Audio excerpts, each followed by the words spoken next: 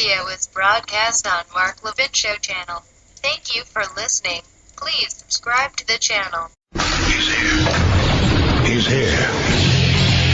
Now, broadcasting from the underground command post, deep in the bowels of a hidden bunker, somewhere under the brick and steel of a nondescript building, we've once again made contact with our leader, Mark Levin. Welcome to the Mark Levin Show. That, of course, is not the very distinct, melodic voice of the great one. It's your handy-dandy backup pitcher out of the bullpen again. Maybe a little wild tonight. May throw a few, high, fast ones whizzing past your skull. Dan Bongino, talking about myself in the third person like Bob Dole. I am at D Bongino on Twitter. If you want to tweet me during the show, if you want to comment, criticize, whatever, we take them all here. If you want to call in, comment, criticize, whatever, again, we take them all. We love liberal callers as well. There's nothing I like more than a good argument. Maybe it's the former New Yorker in me. I don't know. But you're welcome to call as well. 877-381-3811. 877-381-3811. All right. So it is the day after Thanksgiving. I think I've hosted the day after Thanksgiving for Mark like 3 years in a row now. Yeah, I think I have. I have to check that out. But it is the day after. I didn't overeat yesterday. It is the day after Thanksgiving. I kind of went easy. I had a pound of bacon for breakfast and 6 eggs. Yes, I eat like a gorilla. It's pretty disgusting, actually. So I wasn't really that hungry at night. But, I woke up today and everybody does this, what are you thankful for stuff? And before I get to the content of the show, let me set up what I want to do. I want to just debunk a lot of liberal crap that's out there in the media right now that's so easily debunked, by the way, that when we throw out some facts and data, it'll make a fool of liberals, but it'll give you some ammo after the holidays now, because unlike our liberal friends, we don't go to Thanksgiving dinner to argue with our liberal friends. We want, peace and prosperity and family goodwill during Thanksgiving. Liberals go to Thanksgiving dinner to argue. But now it's after Thanksgiving, and we need some ammo to get back in the fight. So there's a couple things going on in the tax debate, on this net neutrality scam that somehow conservatives got caught up in. I see here in Florida these ads, conservatives, or a fake conservative group is running, conservatives for net neutrality. What, we're now the party of government and the internet now? So I want to debunk a lot of this liberal crap out there today. So don't miss the show. But before we start, Mr. Producer and I were talking before the show, and he said to me, and it was interesting because I said, man, I'm going to start with that. Did you see this video of this North Korean soldier trying to escape, or he did escape at the DMZ, the demilitarized zone, I've been there, the heavily militarized zone between South Korea and North Korea. Folks, when we're talking about these what we should be thankful for things after Thanksgiving, you should thank God every single day, I mean this, for economic liberty and freedom. Because economic liberty is political liberty. It doesn't really matter, and vice versa. It doesn't really matter who you vote for if they control your output. If you're an indentured servant to the state like you are in a communist country, it doesn't matter who you vote for. The next guy you vote for is just going to do the same thing. Did you see the video? What this guy went through, this North Korean soldier who escaped through, he speeds past the border. Paint a picture in your head right now. They chase him, these 4 or 5 soldiers, North Korean soldiers, they chase him with I think they had Kalashnikovs. I didn't see the rifle they had, a 7.62 round. The guy crashes in the ditch to get away from communism and socialism, right? He runs out of the car. The North Korean soldiers drop to a prone position with their rifles. Boom, boom, boom, boom. They hit him 5 times. The guy still makes it over to South Korea. A couple of South Korean, look like rock Marines or something, get there. They grab him. They're in a prone position, too. They pull him over the border. The North Koreans break every rule, by the way, by firing into South Korea and actually running across the DMZ. But, forget communists and rules. They don't actually, they don't really care much about the rules. I think it's obvious. The guy lives. And they find now, I read this today, that he has hepatitis B, he has tuberculosis, which apparently is rampant in North Korea. He's infected with all kinds of GI, gastrointestinal parasites, and he was shot 5 times by the North Koreans. The only reason I bring this up is I'm not going to spend a lot of time on this, folks. I just want to bring this up because I thank God every day I live in the United States of America at this time right now. You live in the greatest country in the world, despite 8 years of Barack Obama, at the greatest time to be alive. We don't even think about this stuff. This is a country, thankfully, where you can go on Twitter. I do this a lot. And you can tear into your political leaders. And you know what? You have very little fear of being suicided unless you attack the Clintons. Well, in that case, some people have disappeared. But, no, I'm just kidding. I don't believe any of that stuff. But seriously, you can go after political leaders and not have to worry about any of this. You don't have to escape the United States of America. The reason I'm bringing this up is I saw a few weeks ago, I don't know if it was Legal Insurrection or whatever. It's a pretty good website I read. They had a poll where something like 40% of millennials think socialism is just wonderful. It's peaches and cream. And I was like, what are you kids smoking?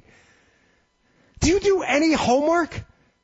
Socialism, where North Korean soldiers run away from it, where they run away from it, they're shot 5 times, and they have intestinal parasites and tuberculosis is rampant. People eat grass because they're starving. You mean that's socialism, or is it socialism we missed? This is incredible. And as we were chatting before the show, another Mr. Producer brought up another great point. He's like, what do you think these anti-capitalist socialists do on Black Friday? I said, here's what they do.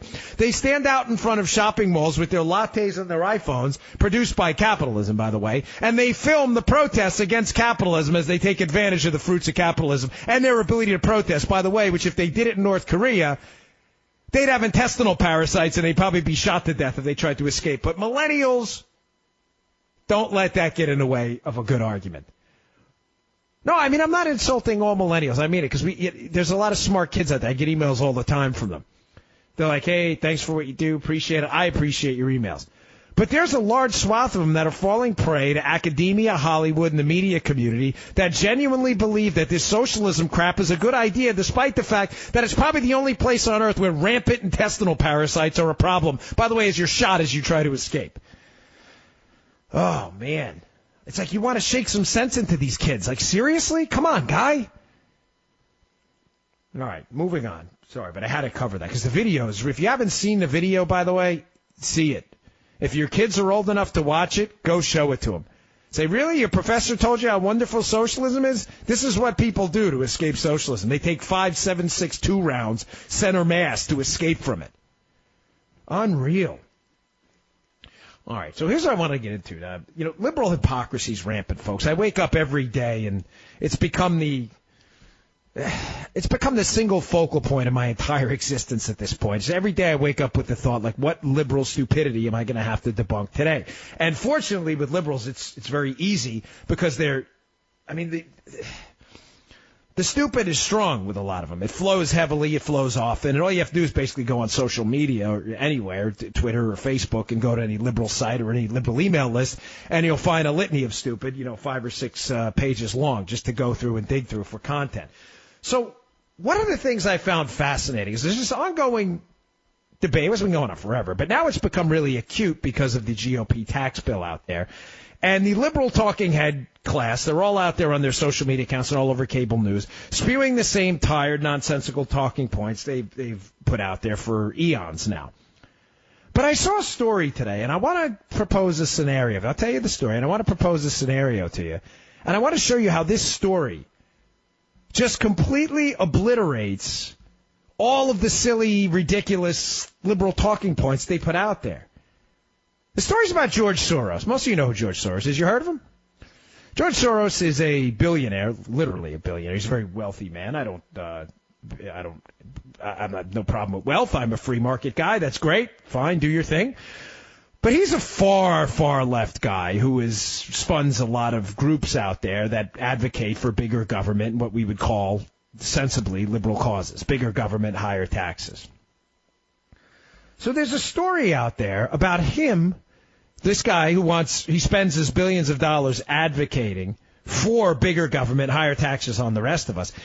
He's moving $18 billion into some kind of a trust or some kind of a fund out there or foundation, I should say, where he can escape tax liability. It's not illegal. I'm not suggesting it is, but he's moving the $18 billion into this foundation as a way of avoiding taxes. And folks, this is important you understand the difference here, okay? Tax avoidance is not illegal. Tax evasion is. So he's avoiding taxes on this $18 billion to put in a foundation. Now, I find this a little bit ironic. Because George Soros' entire being he's mentally obsessed with this idea that all of us should pay higher taxes because, let's try to do, for the liberals listening, let's try to follow along and use logic and reason here. He's trying to pitch to the rest of us that paying higher taxes is some force for public good, right? Libs, if I'm wrong, correct me. Call in, 877-381-3811, tweet, whatever. Correct me if I'm wrong. Your premise is that paying higher taxes is a force for public good. It will generate public good. It will generate positive externalities for all of us. This is a good thing. That's your premise. So if Soros is taking this $18 billion and he's moving it into a foundation, which is supposed to be some kind of a charity or nonprofit or whatever, how does that not refute his entire premise for being? In other words, if the money would have been better spent paying taxes on it because you believe higher taxes are a force for public good, then why do liberals not do this? Why don't they go out and pay more taxes voluntarily? Now, I'm going to read you a quote from a DeRoy Murdoch piece in National Review a little later in the show, which is fascinating. About a little kind of live-time study that happened in Massachusetts when they offered this very thing. And, you won't be surprised at the results. But it points out critically how liberals are complete hypocrites on this, and it's not just George Soros. Now, I get it that your comeback, I can already anticipate what liberals are going to say because I have to deal with these buffoons all the time. They'll say, well, one person, I'm not going to voluntarily pay higher taxes because my one-person tax bill, inflated tax bill, if I pay $100 extra, isn't going to make a difference. No. Time out, red flag, under the hood for review there. That doesn't fly. Because conservatives don't use that argument. A lot of conservatives, and to be fair, a lot of liberals give to charity as well, but conservatives give to charity under no obligation whatsoever from the government to do so, knowing the same thing, that there are a couple dollars in the church basket or a couple dollars sent to whatever charity they choose isn't going to change the world, but it's a small piece, it's a small footstep to get there. So if liberals are saying that, listen, the government is a far better force for good, forget about charities and other stuff, the government's the way to do it, then why does George Soros take $18 billion and put it into this foundation? Why not just pay the taxes if the taxes are a force for good? Folks, I got more of this. I'm going to tell you about the debate I got into at a fair in Montgomery County once, too, with a liberal who worked for a congressman in Maryland, because they cannot admit the truth, that they don't really believe what they're telling you. They know your money, when it's given to the government in the form of higher taxes, is flushed down the toilet bowl, and that's why they do everything they can to avoid it. All right, folks, I'm Dan Bongino, contributing editor at Conservative Review. For a second, I forgot where I worked. I'm like, contributing editor, where do you? Oh, yeah, Conservative Review. That's right. Contributing editor, Conservative Review, at DBongino on Twitter. Comments and criticisms always appreciated. If you want to give us a call, 877-381-3811. We'll be right back. Mark Levin.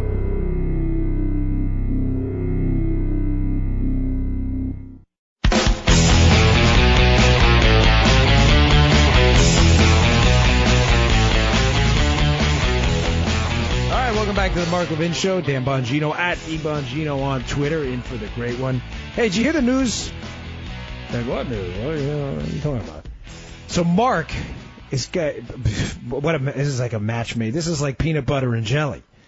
Mark is going to be on Fox News. This is terrific. He's got a 10 p.m. show on Sunday, launching in February of 2018, called, appropriately so, Life, Liberty, and Levin. Folks, that's going to be a can't miss. Get your DVRs ready. Can you record out to February 2018? I don't think you can. Like, does the guide, that guide thing they have, it goes pretty far now. It used to go like a week. Remember it used to scroll? Now you can scroll. Remember that, the old days? You guys remember that, or are you too young for that? It used to scroll and you used to have to wait. And if you missed it, you were like, damn. Gosh, HBO, I just missed it. You'd have to wait like another half an hour before it scrolled. Now you can scroll yourself. But if you could go out that far, it would be time to TiVo. It's called Life, Liberty, and Levin. But if you're jonesing for some more Mark now, you can always watch Mark on Levin TV. Of course, that's going to continue. Available at CRTV.com. That's CRTV.com. They're running all kinds of Black Friday specials today. I work there, so I know, love the place. Go to CRTV.com and sign up. You won't regret it. I take screenshots of stuff. I never print stuff out. It's not like I'm an environmentalist or anything, but I have a screenshot of that thing I was talking about, that article by DeRoy Murdoch. And if I don't get to the whole thing, stay for after the break, because this is a kicker. This just will kick you in the teeth. It makes me laugh how liberals, they just never, ever, they can never abide by their own principles. Their principles are all false. They're all phony. It's a fraudulent, almost pseudo-religious ideology. So they're fighting these tax cuts now, the Republican GOP bill. And just to be clear, I have some beefs with it. I think they should have done more with the top marginal rate. I think they could have cut that back to the Reagan rate of 28%. I understand they're dealing with reconciliation and all kinds of crappy Senate rules that they have a tough time getting around, and I'll get to some of that a little later with the individual mandate. But I know people have called into Mark's show. Matter of fact, there was an accountant who called in a while back and gave a pretty bold breakdown of why he had some beefs with the bill. But I think on net, it's a better idea to fight for tax reform than to fight against it at this point, especially what's happening on the corporate side. But liberals will fight against anything. And this is why I warn any Republican who will listen to me, stop pretending that, if we don't reduce the top rate, we just leave it high on those, rich people, then the media will leave us alone, and they won't say that we're fighting for the rich folks. The media hates you, guys and ladies. They can't stand you. Like, what part of that are you not getting? It doesn't matter what you vote for. If you voted for a top marginal tax rate on the rich, and the rich was $150,000 or more, and that top marginal tax rate was 99%, the media would still go after you with their liberal cronies for being class warriors. You're fighting against the middle class and poor folks in favor of the rich folks. It's nonsense. It's garbage. Liberalism's a fraud. It's a bumper sticker. That's all it is. It doesn't stand for anything. So there's this piece in National Review. This is killer. DeRoy Murdoch talks about this optional, he calls it a hot tax, and this is the greatest idea ever, that they should insert in the tax bill a hot tax.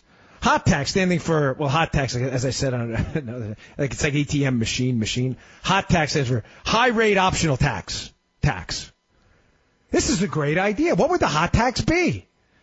The hot tax would be a line inserted into the tax, all your tax filings now, that allows all the liberals out there who swear higher taxes are a public good, it allows every one of you to pay the former higher rate. How is this not the greatest idea ever? Stick that sucker in the bill and let your Elizabeth Warrens and your Bernie Sanders argue against it. Now, after the break, I'm going to get to this thing that happened in Massachusetts and show you what kind of hypocrites these people are. I'm Dan Bongino, in for Mark Levin, at the Bongino on Twitter. We'll be right back.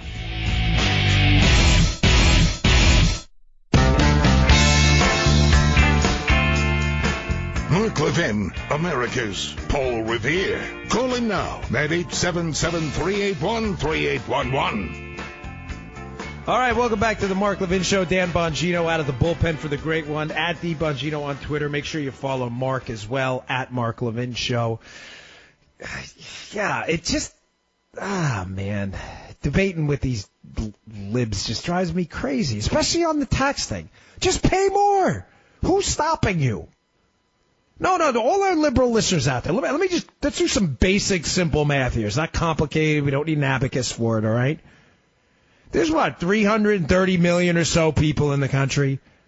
I saw a poll about, 30% identify as liberals. Let's say 10%, just to, give them a break. That's 10% of the country, right? So what are you talking about? You're talking about 30 million people, right? 30 million people would be liberals in the country. Now, there is a box now for people to voluntarily pay higher taxes, but here's the weird thing. Almost nobody does it. It's not weird for us conservatives because we don't want to flush our money down the toilet bowl, but it's just weird because so many liberals, again, want you to believe that tax cuts are a horror show, that we should all pay higher taxes because it's such a force for public good, and yet almost nobody does it. So I'll get back to the hot tax in a minute, the proposal by DeRoy Murdoch to make a high-rate optional tax, which is genius, by the way. I love it. It's a piece of National Review, which is so good. And I will get to the Massachusetts thing in a second, but do some simple math here. So let's say there's 30 million liberals. Let's say there's 10 million liberals. Let's be fair to them. Take a guess, folks. Take a stab at this. We do you put the little Jeopardy sound on it by do. Take a stab at this. How much money do you think the federal government raises every year in voluntary higher tax payments? In other words, people who just give extra money because that's what they feel like they should do. What do you think? Now, liberals, I'll give you a few seconds here. I know this stuff is tough for you because it completely annihilates your argument, by the way, that you really believe taxes are a good thing. Well, one of the banner years for voluntary higher tax payments was about $12 million. 12 million bucks? That's the best you got. $12 million. So your entire livelihoods, the George Soros crowd, the far left wingnuts out there, your entire livelihood is based on getting us and everybody else to pay higher taxes. But yet when it comes time to buck up and pay yourself, you can do it. Nobody's stopping you. $12 million. So you figure, let's on the low end say there are 10 million liberals in the country. We know there are a lot more. If those 10 million liberals just gave $2 extra each, you would almost double the haul to the federal government. They don't even give $2. What's $2 anymore? I mean, you can't even get like a used Pokemon for $2. You can't get popcorn at a movie theater for $2. The local deli I eat in, you can't even get rye toast sans butter for $2. And you can't fork over 2 beans a year extra? And folks, by the way, that $12 million, I'm sure some of that are substantial gifts from really wacko far leftists who genuinely believe that giving the government money is a good thing. Hey, I disagree with them, but I respect it. At least you're principled, right? Turn over your dough, man. Hey, I did. I gave him $1 million. I'll guarantee you some of that's like $100,000 gifts, which destroys the liberal argument even more. You're fighting against these tax cuts, yet you do nothing to lead by example. Now, for a second here, I'm serious. Can we just try to be logical and reasonable? Use logic. Remember that like modus ponens, modus tollens stuff in college? Can we try to use logic? You're trying to tell us, liberal America, that again, taxes and paying higher taxes are a good thing and that tax cuts are a bad thing. These are not good. These are collective ills. Tax cuts, bad. We'll resort to caveman mode. Tax cuts, bad. Tax hikes, good. Yeah, that's all you've got. Yet you do nothing voluntarily to lead by example yourself. And again, your comeback here that, oh, well, my individual dollars aren't going to make a difference is nonsense. People give to charity all the time, understanding that their $20 check isn't going to change the world, but it's a small step forward. If you think taxes change the world for the better, then buck up. I'll tell you what. This should be the question. Every talking head, when they go on I do a lot of these hits on Fox and stuff, where I have to debate liberals. And the question we should ask every one of them that fights against tax cuts, the first question out of our mouth should be, well, what do you pay extra?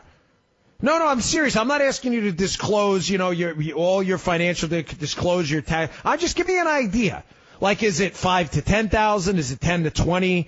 What do you pay extra in taxes? Watch the,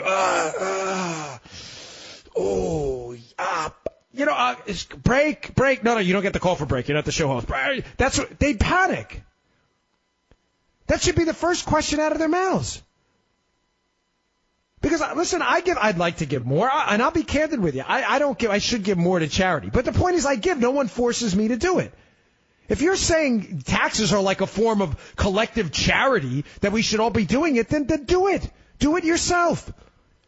And DeRoy Murdoch's piece there about a high-rate optional tax, please, if anyone in Congress is listening, I am begging you, please, about Rod Blum out there, he's a good dude. He went on the House floor and made the case I've been asking someone in Congress to make forever. Show me where tax cuts in the past have cost the government money. He went on the House floor and showed it. I was like, yes, I love this guy. Put in the tax bill an amendment for a high-rate optional tax. It solves all of our problems right there. All of it. Because we have all these liberals and all these Democrats who supposedly hate this tax cut. Well, no problem at all.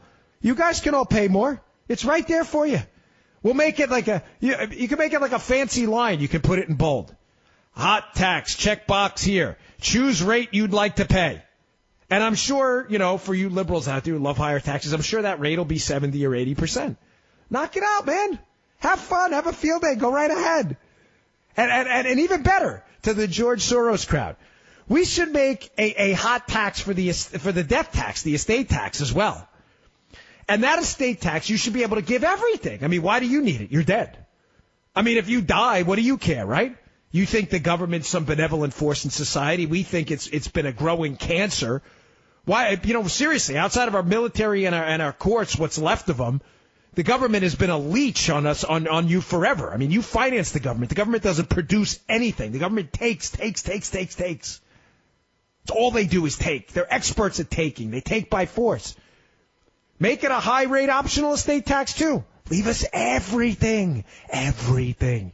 Old George, Captain Soros out there. You got a couple billion? Leave it to the G. Leave it to the government. What's the problem, buddy? Why be a hypocrite? Why put it in a foundation? Foundation? No, you need a foundation for. The foundation to argue for higher taxes? Why argue? Just pay the damn taxes yourself. You could probably finance the entire state budget of South Dakota just by giving money over there. Give it up. Such frauds. Now, I told you I'd get to this. So in the National Review piece by Murdoch, he points out, this is great, folks, how Massachusetts tried this. This is classic. This is from his piece in National Review. Massachusetts hints at how little those who clamor for higher taxes actually pay when empowered to do so. The Bay State cut its rate from 5.85% in 2000 down to 5.1% today. This gets good. Back then, Citizens for Limited Taxation proposed that the 5.85% rate remain available to anyone who rejected the lower rate. I'm sorry, I got to laugh because liberals never, ever step up to the plate. Since 2002, folks, an average annual 1,200 of the state's roughly 3.5 million tax filers have embraced the higher rate. Keep in mind, the higher rate, we're talking about a small cut. 5.85 to 5.1. So of the state's 3.5 million filers, only 1,200 of the state's filers took advantage of it. And they raised, folks, wait, $250,000. Whoa, $250,000. Gosh, liberal Massachusetts, you libs are so generous. You know what the state budget is? $40 billion. $40 billion. They raised a measly $250,000. This is great. You leave them an optional rate. We're not even talking about a big difference, a small tax cut, 5.8 to 5.1. And even then, liberals refuse to pay the higher rate. They just will never step up. Folks, this is all a fraud. This is all an act. You know, liberalism is a nonstop outrage campaign. An economic outrage campaign, an outrage campaign against holidays. Liberals are a forest fire. Everything they touch, they destroy. Halloween, Christmas, Thanksgiving. What was there? There was a YouTube video yesterday of, what are they calling it now? Indigenous Peoples Day, and they throw the Thanksgiving. Did you see this thing on YouTube? They flip the table over, and you're like, oh, can we just eat a freaking turkey? Please, in peace, without liberals. I mean, Halloween, they're like, your costume, it's culturally insensitive. You're like, it is?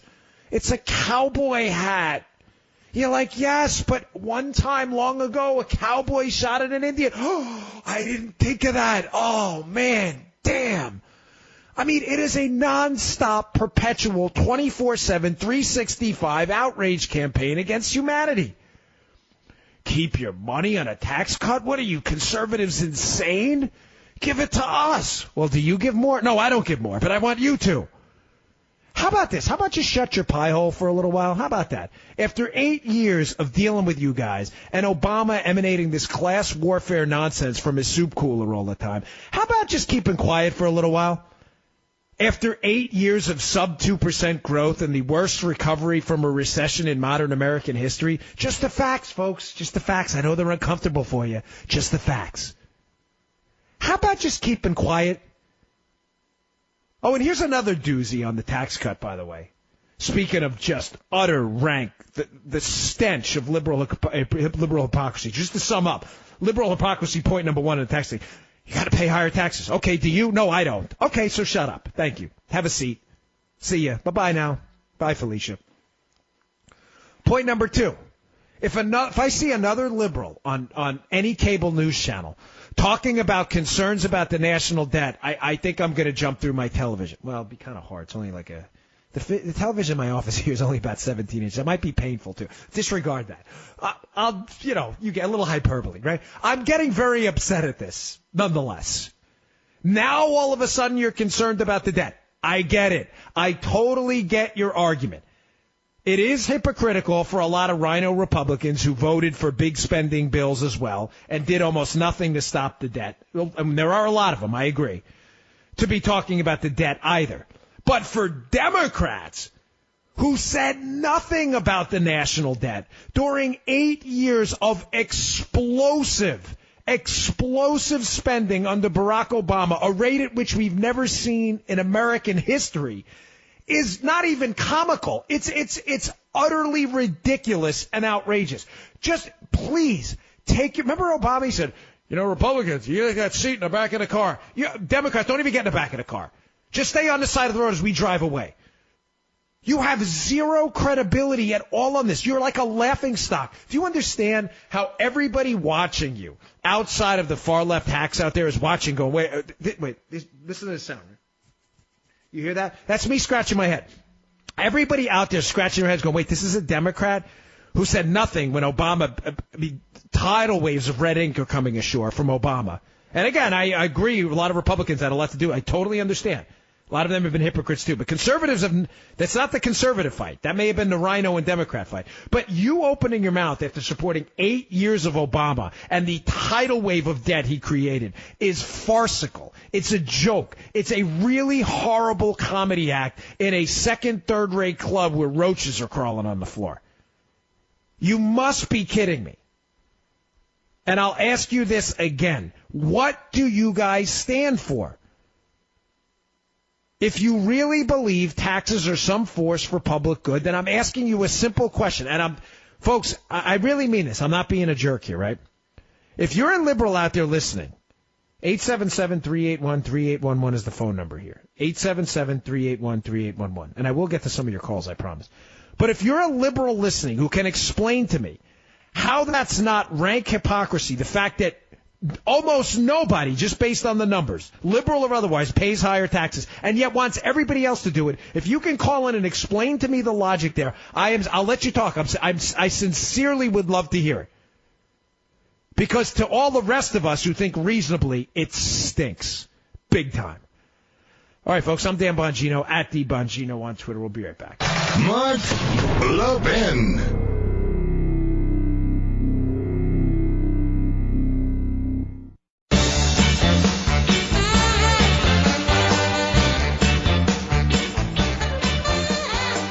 All right, welcome back to the Mark Levin Show. Dan Bongino, at DBongino on Twitter, filling in for the great one. It's funny. During the break, I got the cable news on in the background. Like, tax reform talks, future of Senate bill, uncertain as GOP concerns grow. Oh, please, up on the Hill, will you grow a set? No, I'm not kidding. Like, to you Congress people out there, I know some of you are listening on WMAL, a Washington, D.C. affiliate over there. Can you please grow a pair? Let me just throw this out there quick. I'm going to get this from calls, I promise. 877-381-3811. But I have to get to this. I'm sorry, guys. I didn't mean to throw Mr. Producer, Mr. Call Screener a curveball. I'm going to take a call. But I just saw this, and it's like on my mind now.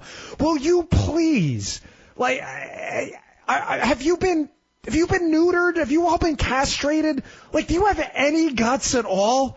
Like, I don't know. We're not going to get that. Wait, I have some concerns. All right, for one, write off Susan Collins because she's not even a Republican anymore. You just need to get 50 plus one. That's it, meaning you can forfeit two people, okay? So get rid of Susan Collins and John McCain, who's probably not going to vote for anything anyway.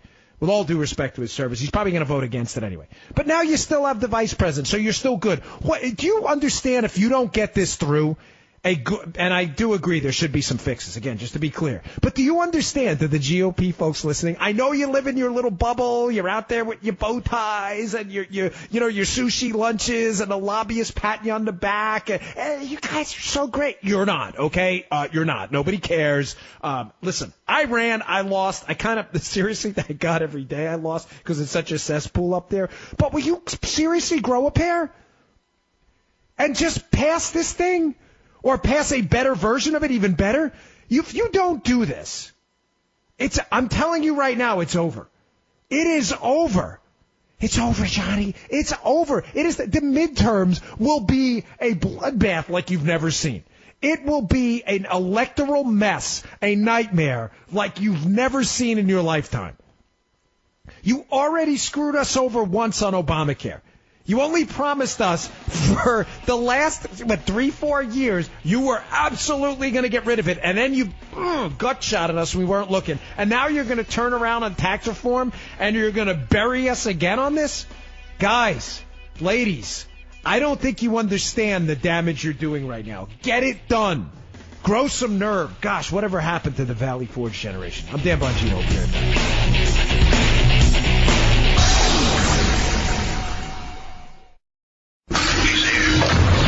He's here. Now, broadcasting from the underground command post, deep in the bowels of a hidden bunker, somewhere under the brick and steel of a nondescript building, we've once again made contact with our leader, Mark Levin.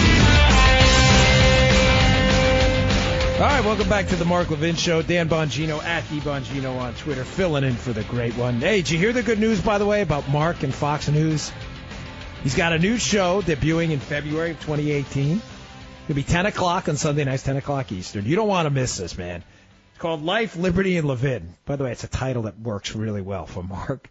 I wish you could get your DVRs ready now, but this is going to be a barn burner. So go check it out when it's in February 2018. It's going to be Sunday night, 10 o'clock Eastern on Fox News. And if you're looking for your Mark fix now, you can always go and watch Levin TV on CRTV. They've got a ton of specials today on Black Friday. Go to CRTV.com. That's CRTV.com. Go check out Levin TV. All right. Hey, Mr. Call Screener, cue up Eric, too. I know I said I'd take Ed. We'll get to Ed. But cue up Eric, because to be fair, folks, in the last hour, and I always like to be fair, I said, listen, I'm going to put this out to our liberal audience because I know we have liberal listeners.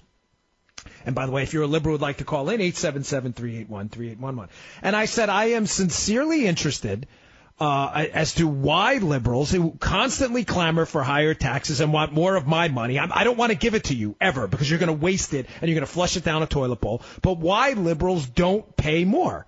Why don't you pay more voluntarily? I have the numbers. I have the data. It's about $12 million a year, the government. $12 million. That is a pittance the government raises every year in voluntarily higher tax payments. Why? Why isn't it $20 billion?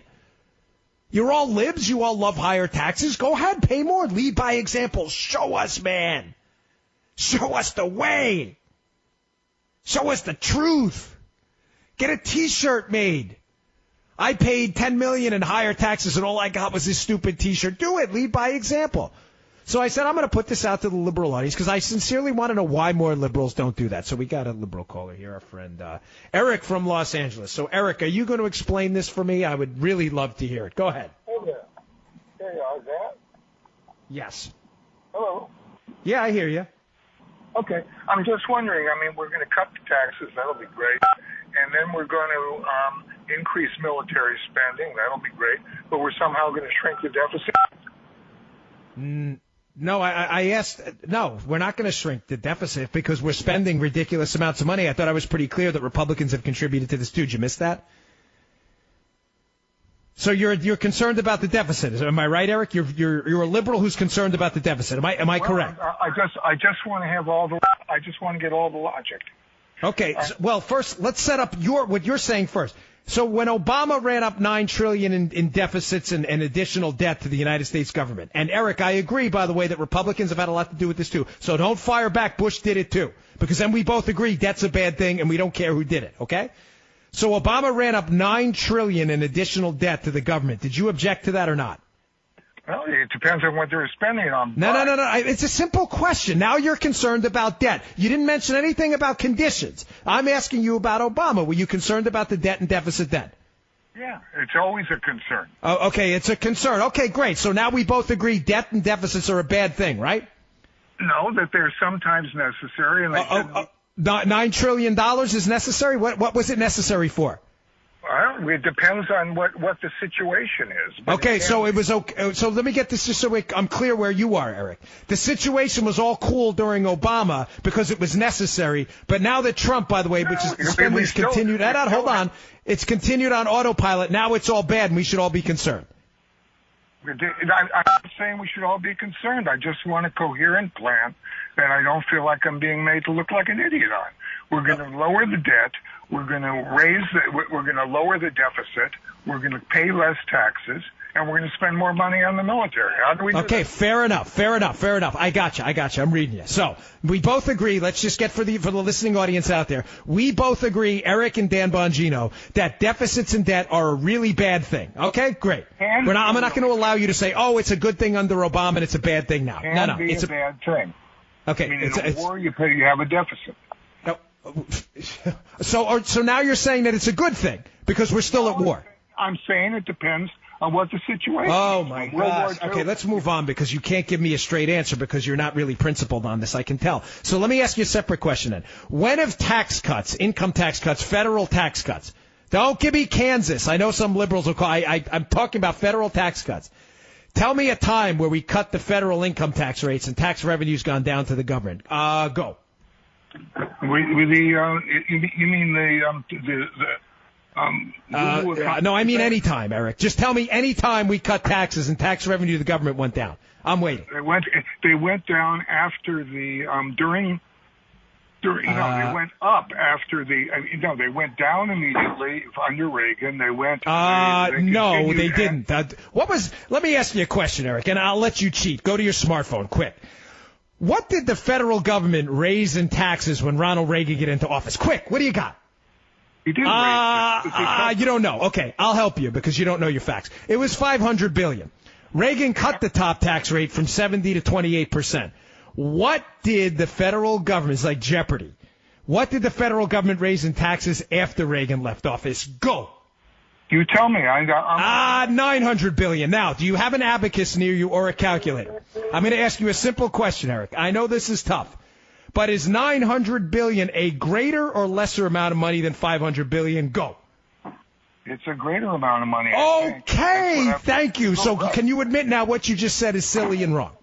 What do you mean what I said? You just told me how I asked you when a time in U.S. history when tax cuts led to a decrease in revenue. You said the Reagan years, and I just summarily proved you wrong, which you acknowledged, and you still can't admit you're wrong. You offered one example at one. Okay. All right, wait, hold on. Time out.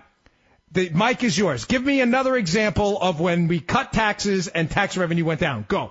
In many subsequent situations. No, just one, Eric. Listen, we're limited on time. Just please give me an example for our millions of listeners so you can prove liberalism is correct. Give me a time we cut taxes and tax revenue went down. Go.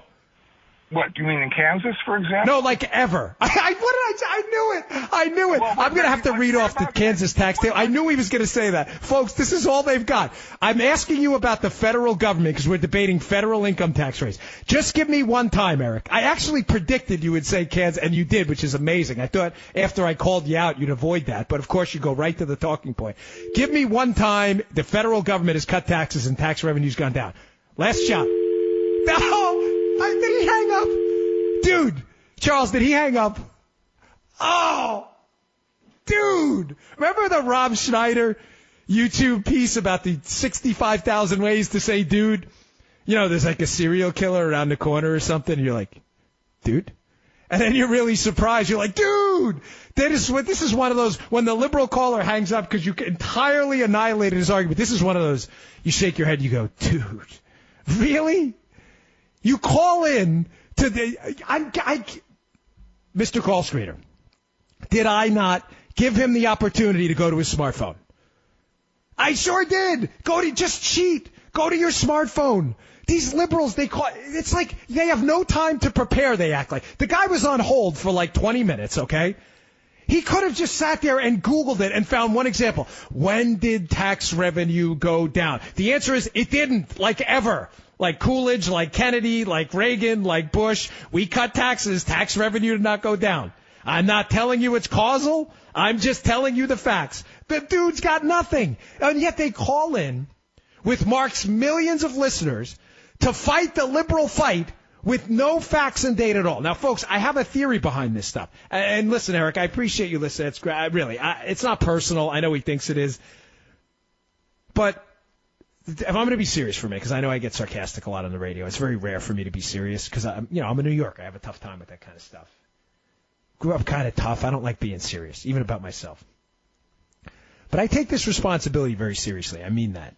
Mark lets me sit in on this show. He has done years, if not decades worth of work, building up a very credible and rather large audience here. I'm not saying that to plant one on his butt. He doesn't need it. He doesn't care for it. He doesn't tell me what to say or what to do on the air or anything like that. He's like, hey, you want to fill in?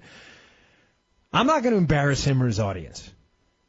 I mean it. I'm not going to come on the air for you listeners out here, allow liberals to call him, which we do, because I welcome their opinions on this, and be embarrassed. If I'm wrong, I'm wrong. If you catch me on something and you're a lib out there, you know what?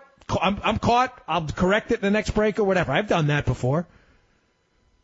But don't you find it a little strange that Mark has millions of listeners? You put out the phone number to the show across the entire country, and not one liberal can call in and give you one example of a time where we've cut taxes and tax revenue's gone down. Folks, do you find that a little strange? Do you find it a little odd that the one guy who calls and gets through, you tell him, hey, do us a favor, cheat, go to your smartphone and look it up, and he still can't find it?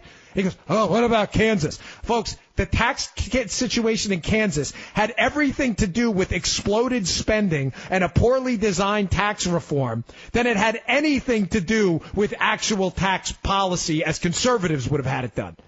It was a mess. It had nothing to do with the governor. He wanted to control spending out there. The rhinos out there and the Democrats teamed up to spend a boatload of money. It had a lot to do with incorporating federal stimulus spending and assuming that was going to be their new baseline in the future. Liberals love to point out Kansas, but they never point out Texas or Florida. Did you notice that? And by the way, they don't point out that in Kansas, by the way, their unemployment rate went down. They're very competitive in the region. Now, that's even after what I think everybody can acknowledge was not the best designed tax reform in human history. And by the way, the tax receipts in Kansas have pretty much recovered. But that's the only thing they have. I asked him one simple thing. One thing. Please tell me where they've cut taxes and the tax revenue has gone down. They can't respond.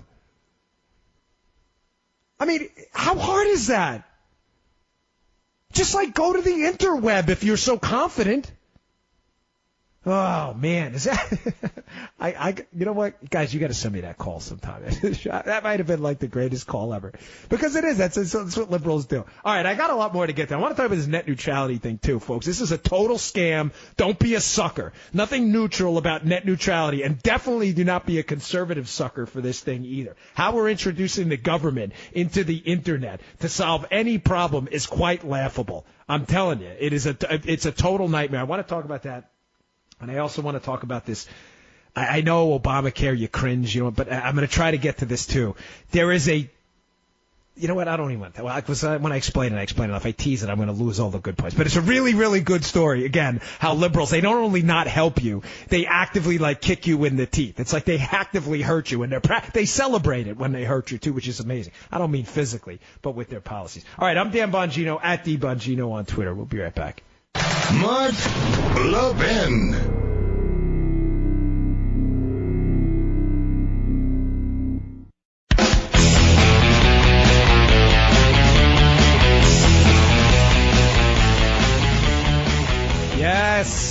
Yes. Welcome back. Dan Bongino at DBongino on Twitter. Filling in for Mark. Make sure you give him a follow at Mark Levin Show. You know, I've been doing this for Mark for a while now, about, 3 years plus. And I got to tell you, that was my favorite moment ever, that call with Eric. That really was. We were even talking in the break about it. That was great. I asked liberals to call in and just do one thing. Tell me why you don't pay more voluntarily in taxes. The guy totally blew it. He had one opportunity. All right, I got to move on, though. Why are people out there being suckered by this net neutrality thing? Folks, I've seen conservatives, by the way, disturbingly arguing for this. Now, let's set up what we're talking about here so I don't just randomly throw this out there at you. Like, that's kind of a change in direction. No, it's not. It's another liberal plan to get the government to control the Internet, which, by the way, would be a total epic disaster of historic proportions. But amazingly, they've managed to sucker in some conservatives on this, too, who I just don't think they know what's really going on. I mean, I'm trying to be nice about this. Net neutrality is a scam. It is the biggest scam out there. It is a scam so big that I think it confuses people, and it's hard for them to understand. And they think, yeah, fairness. I even saw an ad I'm in the Florida market. I'm in Florida Congressional District 18, which is a swingy district, so I'm not surprised that they're running ads down here. And in the ad, they're like, this is conservatives for net neutrality. Tell Donald Trump that we should not let the fake news media be controlling the Internet. I'm like, oh, my gosh, this is genius. Getting conservatives to believe that introducing the government into Internet regulation is a good thing. That's a real stroke of fancy right there. That's amazing. You believe in that one. Folks, what is this thing?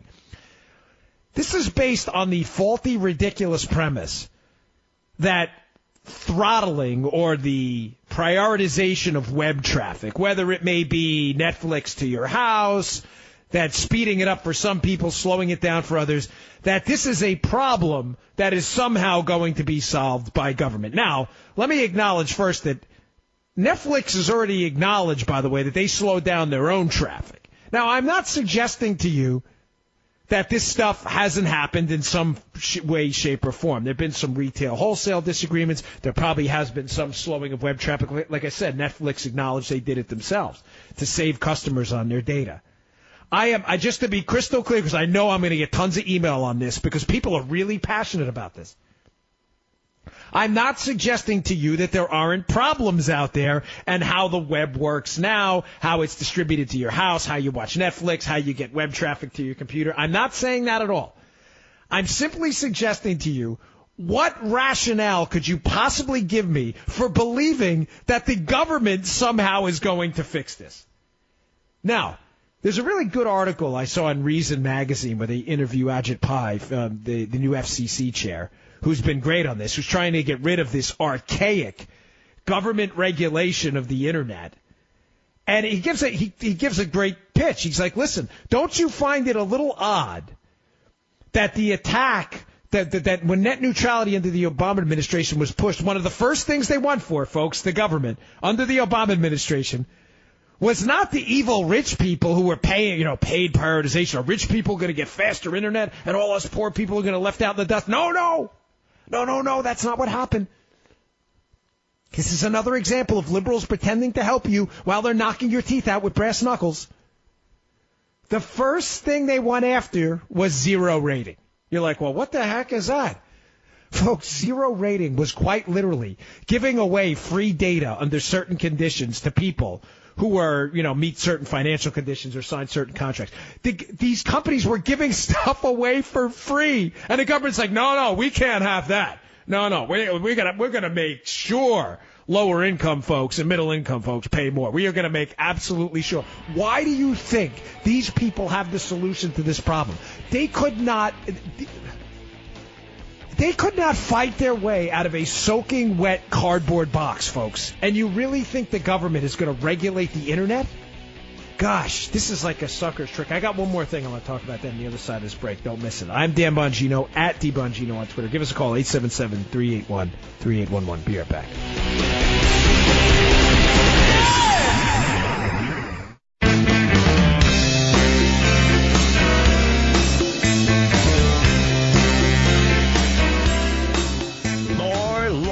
Than allowed by law. The Mark Levin Show. Call now at 877-381-3811. All right, welcome back to the Mark Levin Show. Dan Bongino at DBongino on Twitter, filling in for the great one. Always love being here. Thanks for having me, folks. Thanks for listening. I deeply, deeply appreciate it. And I appreciate all your feedback on Twitter, social media. Make sure you give Mark a follow as well, at Mark Levin Show, and follow at Levin TV on Twitter. So before the break, I was talking about net neutrality, which is a scam. It's a scam. And what's puzzling to me, sincerely, about this is how some conservatives, it's a small group, believe me, but some conservatives are getting suckered by this. Here's what this is, and it's most basic, because there's really no need to get into the wonkery. Liberals love to puzzle you with wonkery to confuse you from what they're really doing. It is a price control on basically internet services. It's a price control. I'm going to ask a basic question to our liberal friends or conservatives who support this. I'm serious. Who call in 877-381-3811. I'm open to hearing your take on this. But where has a price control worked before in the past? Now, for those of us who studied basic economics, I love it. It's my passion. A price control, in other words, where the government says, no, you will basically charge this, or we will tell you what you can charge after you submit your pricing plans to us.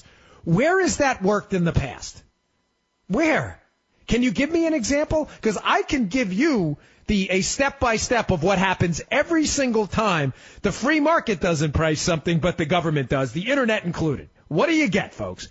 Well, when the government puts a ceiling on a price, just like they did with Obamacare through community rating, and they said, hey, by the way, we're going to put a 3-to-1 ratio in for older people's health insurance in contrast to younger people's, and health insurance companies can't charge more.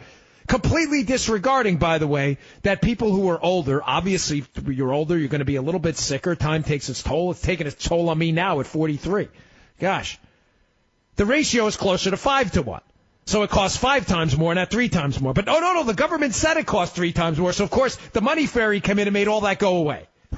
That's not exactly what happened. Of course, your premiums went through the roof. The Internet's going to be no different if we allow net neutrality to stand. Price control leads to these things every time. It leads to increased demand for the product. Folks, this is simple economics for liberals. Econ 101. It's not even 101. It's like 0.0001. Why would it lead to increased demand?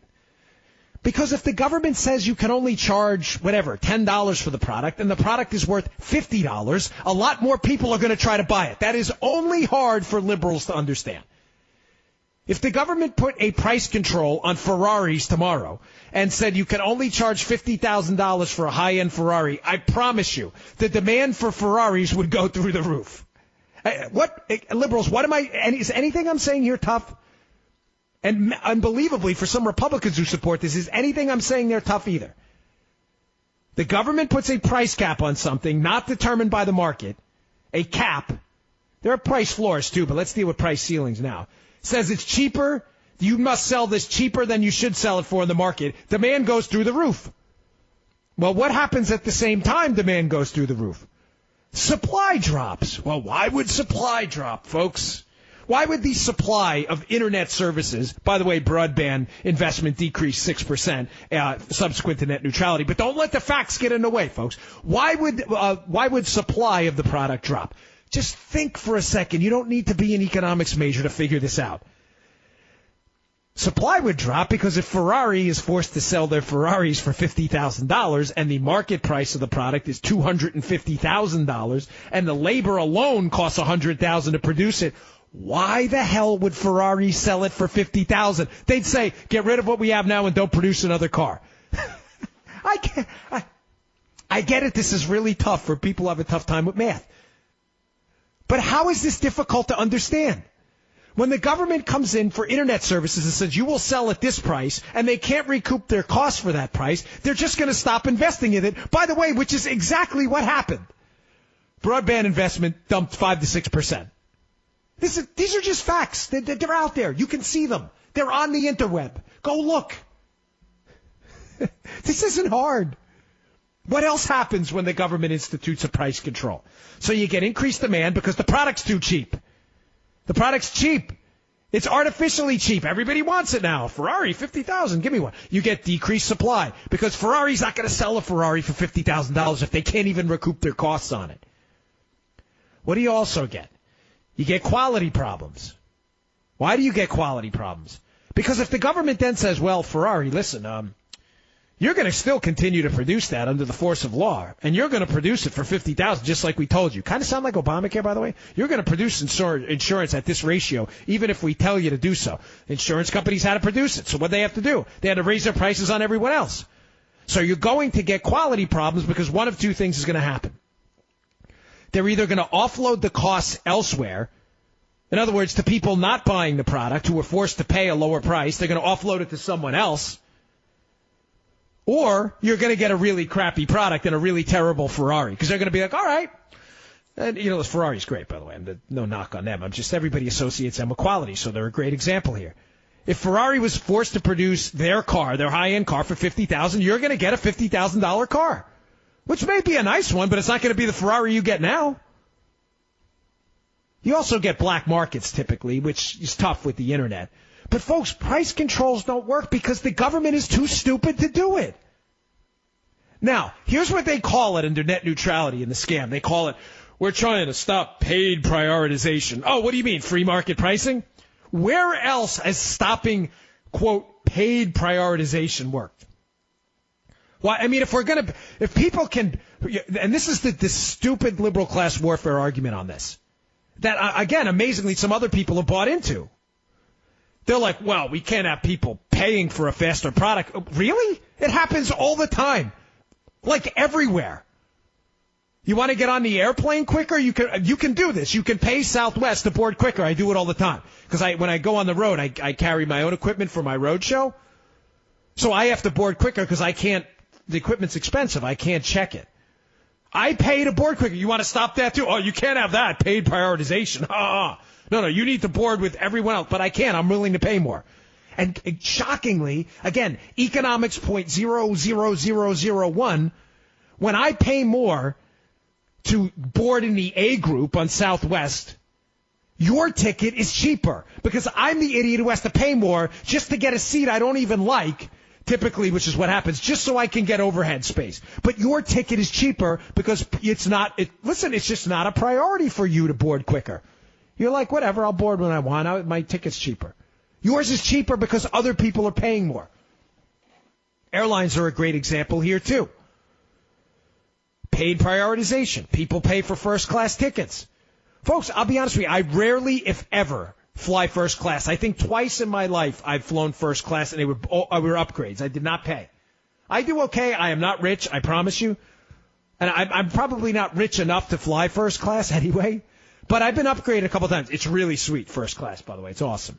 I love it. But I don't see value in it. For me, it doesn't make sense. I fly typically from Florida to Washington and Florida, D.C. that is, and Florida up to New York. For me, it makes no sense for a 2.5 hour flight to spend double the money to get a couple extra bags of peanuts and a drink. It doesn't make sense for me. I'm not knocking anyone else who does it. And you know what? I'm damn proud that some people have the freedom to get paid prioritization to pay for first class, because what does that do? It makes our seats back in coach or whatever cheaper because some guy wants to pay for an extra bag of peanuts. I know this is tough for our liberal friends, but why do you think these economic principles somehow don't work when it comes to the internet? Do not fall for these Tucker. I was a Freudian slip. I was watching Fox.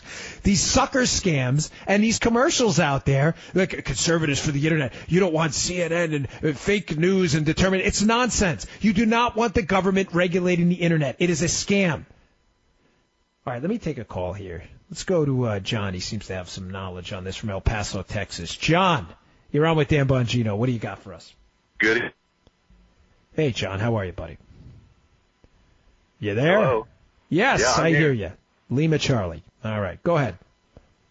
Well, I just wanted to say that I don't trust government to do anything that should be performed by the private sector in the first place. Yes. Bingo. Me either. Thank you. Thank you for saying that. Why? I mean, I know why. I can guess why, but go ahead. I'll give the floor is yours. Well, first of all, I was in the military, and I had dentists. And dentists didn't do a good job. They were, military paid dentists. They were mostly interns. Right. And they did stuff that cost me out of my own pocket after I got out of the military to fix the stuff they screwed up. Eesh. Sorry to hear that. Well, thanks for your service. Sorry to hear that. But no, I mean, I think that's light duty compared to everything that the government screws up all the time. You know, in the private sector, we have so many advantages to make things better and make a profit and make a better living. And people just don't understand the idea that they need to work for what they get. Yeah, and I think, John, what people fail to grasp, who don't have an understanding, and I'm not talking about complex, advanced economics here, but people who have a really hard time understanding even basic economics, what they don't get is it's about incentives. When you create a government system of rules, the rules are always going to be slanted to maintain the party in power. It's power. They're going to cater to lobbyists and people who can pay for them. And I appreciate the call, John. Thanks for calling in.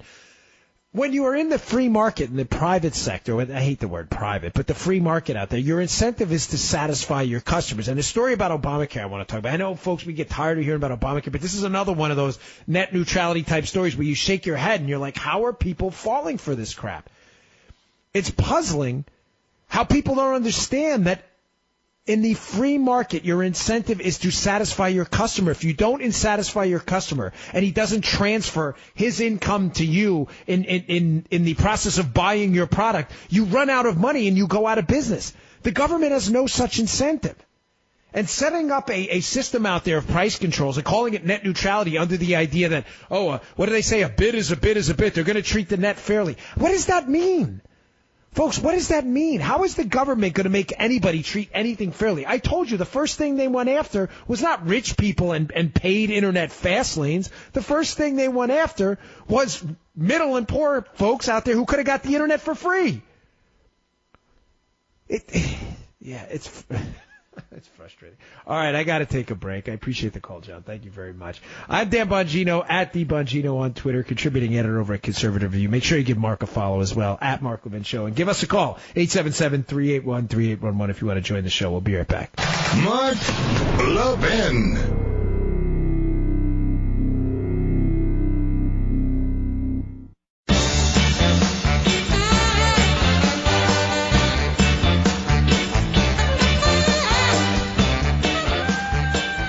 All right, welcome back to the Mark Levin Show. Dan Bongino, contributing editor at Conservative Review, at The Bongino on Twitter. If you want to comment, criticize, I try to read them all after the show. I love your feedback. If you want to call in, 877-381-3811. I did get some tweets during the break. Some conservatives, I'm telling you, like, no, you're wrong on net neutrality. I don't get it, folks. I don't get it. I don't understand how you think the government is going to regulate the internet and fix these problems. I genuinely don't get it. I get how liberals would think that. I don't understand how conservatives would think that. I said I'd get to some calls, and Ed's been holding for a while. So let's take Ed from, is that Graybull, Wyoming? Ed, you're on with Dan Bongino. What do you got for us? Hey, Dan. Good to talk to you. Thanks, buddy. I think you do a great job. I love your enthusiasm, but it's not just the enthusiasm. You're right on with most stuff you talk about. Thank you, sir. And I catch you on the other shows, too. I like that. You should have your own show. Well, thanks a lot. I appreciate that. It's nice of you. What I wanted to mention was, and this gives me a chance to tell everybody out there, so I've been trying to think about how I could do this. You know, there's hope. There's hope because we have young people. And I want to give you a little quick story about my nephew. I'm 72 years old. Okay? I'm about 30 years older than you, and I'm about 50 years older than he is. I was in the military. I worked on atomic weapons. I know all about that kind of stuff. What you hear is baloney because most of the people running their mouths don't know what they're talking about. I'm sure you're aware of most of that. Yes, very. Okay, yeah. I understand. My nephew is 23 years old. He's on his second hitch in the Army, 5 years now. He's a corporal. He's an airborne ranger. He's done 2 Afghanistans and Syria. He's tough as nails. He hates being a millennium. He even says it himself. He says he doesn't know how they survive. He doesn't, they're like sheep, he says. And being one, well, he stepped out of it. And he stepped in as a leader. and there's bunches of them out there. You just don't hear about them. Yeah, no, it's good, Ed, and thank you for the call, Ed. I appreciate it. That is good news because there is this generation is the pajama boy, a lot of them generation, and it's very disturbing. There's just there's no seemingly hard edge to them. All right, let me go to Bob in what is that, Necedah, Wisconsin. Bob, you disagree with me? You say capitalism is bad? No, come on. No. I don't disagree with you. It's not bad, but I have an example that I wonder and worry about. And this is, I'm 58 years old. First of all, I want to say, long-time listener, first-time caller. Never got through the mark, but it got through to you, and I listened to you as well. Thank you very much. Love your show. Yes, sir.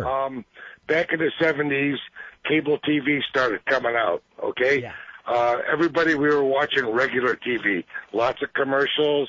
We all know the drill. Yeah. Slowly, they sucked us into buying cable TV. Then we went satellite. No commercials. You're paying a monthly bill.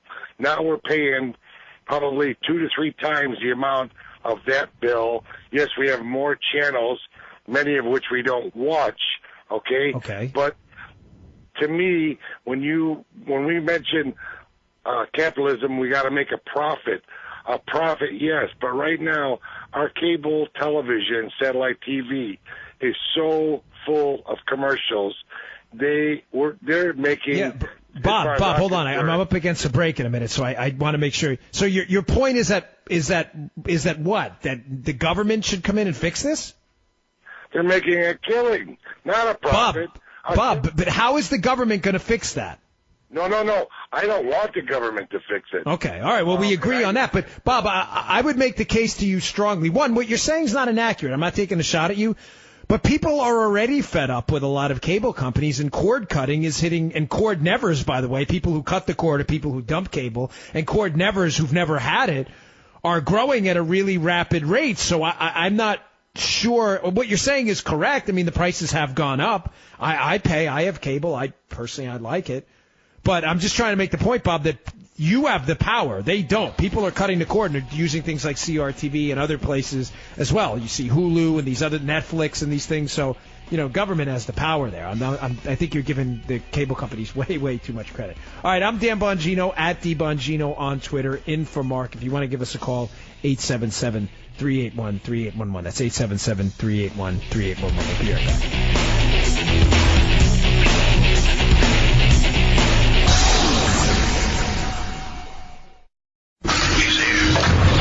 He's here.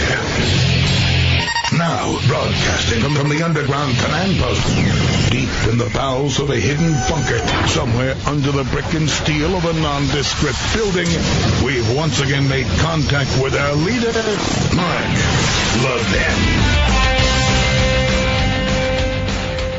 All right, welcome back to the Mark Levin Show. Dan Bongino, at DBongino on Twitter.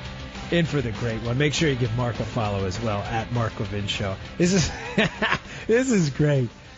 I have a bunch of show notes and stuff. I keep notes for content, and I do content at Conservative Review too. So I'm always keeping stuff in front of me, and underneath it is I had forgotten I'd done this. Is my daughter, my 5-year-old's Christmas list. Folks, this is classic. She must have. I think what she did is because she just learned to read and write, and obviously her writing is good, but it's a 5-year-old's writing. And I think she just went to the American Girl thing and the toy magazines and whatever and copied directly from it. This is classic. Ice cream sitna. I have no idea what that is. Ice cream. So Santa, if you're listening, for my 5-year-old, she wants the ice cream sitna. She wants the calico critters. Is that it? Yes, calico she has it krillers, but it's calico critters. She wants. This is a doozy, man. I promise I'll get back to this. This is just really funny. She wants the train trank. The train trank, not the train track. I love my daughter. She is the cutest thing ever, but this is classic. The train trank. And she wants the school bus. Those are expensive. Like the big school bus, those got to be about $70K. Or is it like the shorter school bus? Which school bus do you want?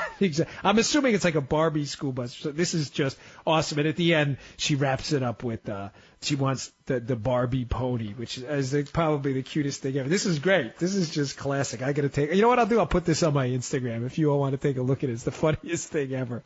The train trank. I'm going to have to ask her what this. Samantha, if you're listening, get my daughter the train trank. Kids, you got to love them. All right. So just to sum up where we've been, we opened up the show talking about how liberals are, again, just not being genuine on taxes, folks. They're upping their rhetoric with now that this tax cut bill looks like it has a shot at passing. They're upping their rhetoric and they're getting more and more hostile. They're concerned about two things and they're fraudulent on both. The first thing they're concerned about, which is total nonsense, is the taxes. People are going to pay less. Okay, so let's insert a portion into the bill, an amendment into the bill, which allows all of the liberals who don't like it to pay the higher rate. I'm good for that. There you go, libs. Lead by example. Secondly, all of a sudden liberals are concerned about debt and deficits, which is absolutely utterly ridiculous. After Obama, you've lost all credibility. Please pipe down on that one. We talked about net neutrality a little bit, and I know it's not the most mind-blowing topic in the world, but I'm really genuinely puzzled, folks, again, how some conservatives seem to be getting snookered by this thing, too. I just want to ask a simple question. I'm going to leave it at this. Maybe I see there's a call coming in on this now. There's a couple of calls out there now. Maybe I'll take them, but I want to ask a simple question to our liberal audience about the government regulating the Internet. Please give me one area, arena, service, product, whatever, that the government has regulated or exerted a high degree of regulation over, where cost and quality have increased and gotten better. I'll wait. Well, but it'll be air silence for the next 50 minutes because you won't be able to tell me anything. Again, I'm not trying to be a smart with you. I'm not trying to be a wise guy. I'm just genuinely asking, where has the government gotten involved? What, the student loan industry? College prices have exploded. Student loan debt is defaulting at an astronomical rate. Government regulated that. Government regulated health care. We know what a wonderful job they did with Obamacare. And I got a story on that. I know I keep teasing it, but it's really interesting about how the government screwed that up. The government could be actually killing people right now through Obamacare. Not intentionally, but their policies are leading to increased deaths. I mean, what have they done there with your retirement? Social Security's bankrupt. Their own actuaries have said it. Their own actuaries have said, listen, there's no money. Listen to me, there's no money. There's no money there. The money you're getting now from Social Security payments are coming from our paycheck. It's not your money. Your money, you paid into it, no doubt. I'm not questioning that at all. And it's not your fault, by the way, if the government screwed it up. If you're a senior citizen now on Social Security, I'm not blaming you. I'm just saying the government took your money and spent it. That's all gone.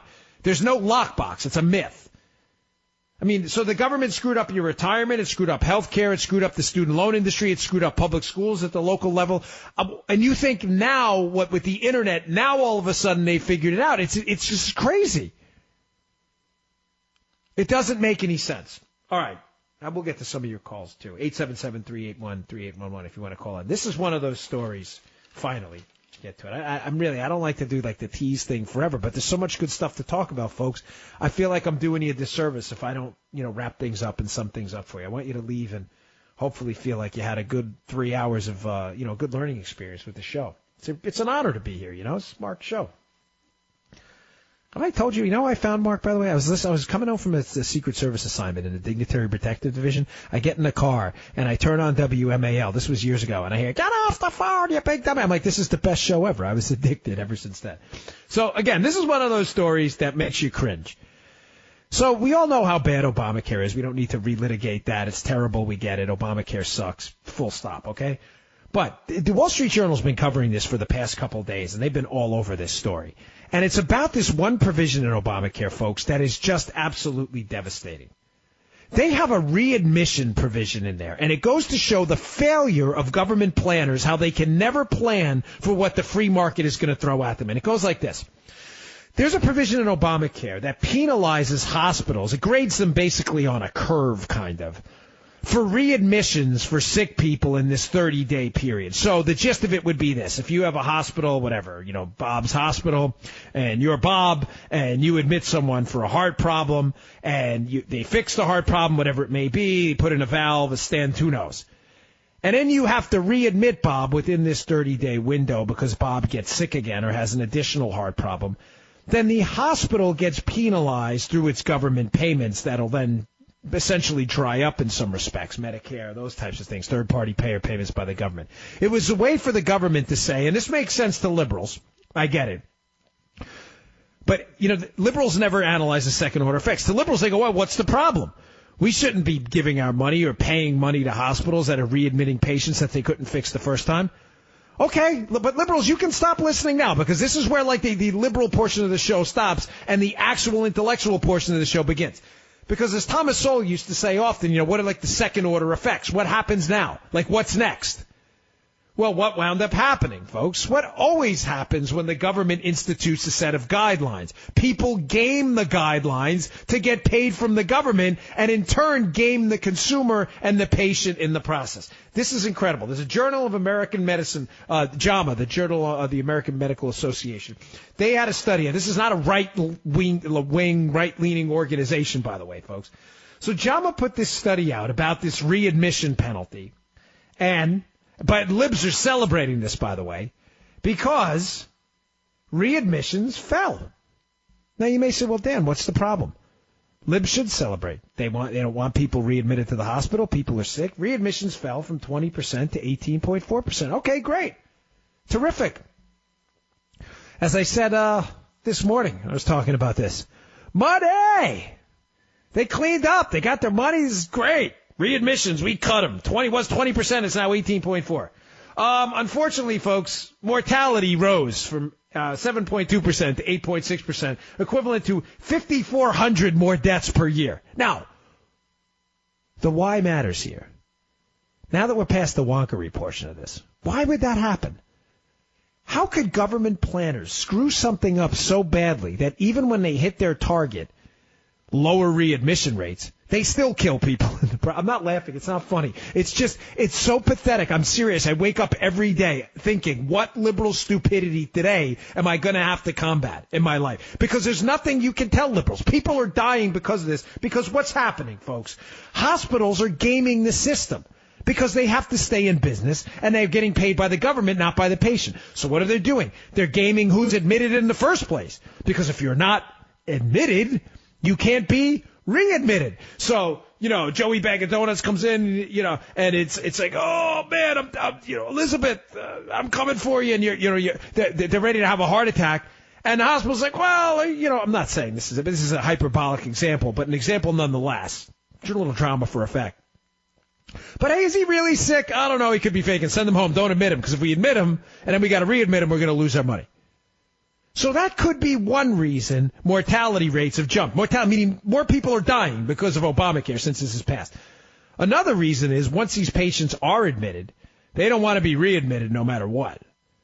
So when they come back to the hospital the second time, chest pains, I can't breathe. The hospital's like, wait, hold on, folks. We readmit this guy in a 30-day window. We're going to take a big hit on this. So all of a sudden, and I'm not knocking the doctors of the hospital. I want to be clear. These are really good people. I got doctors in my family who are wonderful. I'm just trying to make the point that this is actually happening in the real world, folks, in real time right now. Mortality rates have gone up. And the point I'm trying to make, too, is liberals are celebrating this. Liberals are out there with Obamacare. Forget about the other. I mean, it's been a total economic and financial disaster, a planning disaster, a website disaster, a deductible disaster, a community rating guaranteed issue disaster. But even one thing they celebrate as a success. Well, look at this. Readmission rates, we pushed them down. The one thing they're celebrating as a success is a success because it's actually killing more people. This is the journal. The JAMA, Journal of the American Medical Association. I'm not making this up. It's not Dan Bongino's medical journal. It's not the medical journal of the, Conservative Review. This is a nonpartisan group of actors who's put out there a study showing that this policy is leading to more deaths, and liberals still celebrate it. folks, it's frustrating. On a very serious note, I have been punished by Obamacare. I have people in my family, I don't want to say who, I don't want to put them in a bad spot, but companies they work for who are being bankrupted by this.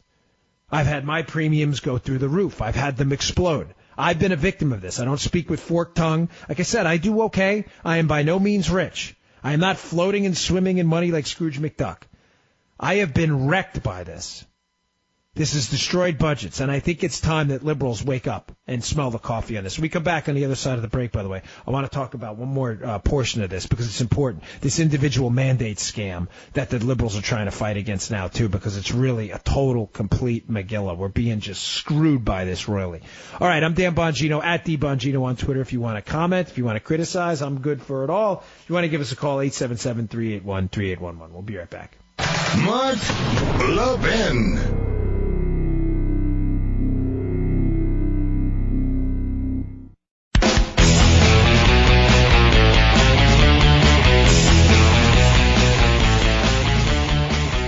Welcome back to the Mark Levin Show. Dan Bongino, at DBongino on Twitter. If you'd like to send a tweet, comments, criticisms, whatever you got, happy to read them.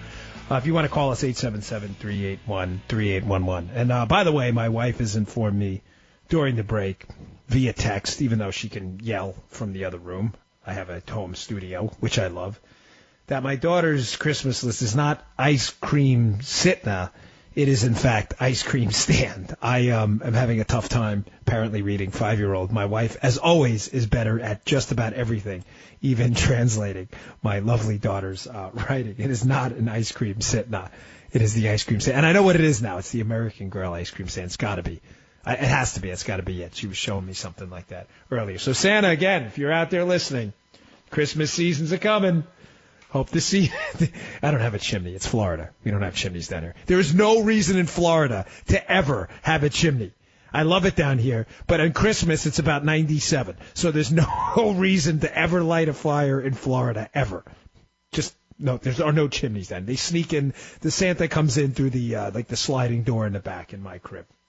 All right. I said I would talk about this other stipulation in Obamacare. This other kind of tenet of Obamacare that's really blown it. And again, it kind of fits along what I was talking about before, how the readmission thing on Obamacare actually led to what the JAMA, the Journal of America, the American Medical Association, said may have been up to 5,000 more deaths. And liberals are celebrating it. Well, there's another portion of this that's come up recently. I'm not just bringing it up randomly. It's come up in the news because it relates to the current tax debate. And that's been the individual mandate. The individual mandate, which is basically the Obamacare penalty. It's the tax if you don't buy these crap Obamacare plans at crap prices. You will be penalized by the IRS. It's a significant amount of money, by the way, for some people. Now, what's puzzling about this individual mandate is, again, despite the numbers, which are painful, about who the individual mandate actually hurts, liberals are doubling down on this now, and there's a why, folks. The why matters here. Liberals are deathly afraid of two things about the individual mandate. Here's the first thing. They are terrified that if the government pulls it and repeals the individual mandate, that forces people to buy Obamacare under the penalty of law, and the IRS will enforce it. They are afraid that people are going to drop Obamacare in droves, which they will, because Obamacare generally sucks. It is an overpriced product for an unbelievable amount of money. Frankly, most of you would probably be better off just putting that money aside and spending the money in a cash and carry, because you're wasting a ton of money on inflated insurance, vasectomy coverage, and hair transplant coverage you don't need and wouldn't buy on your own.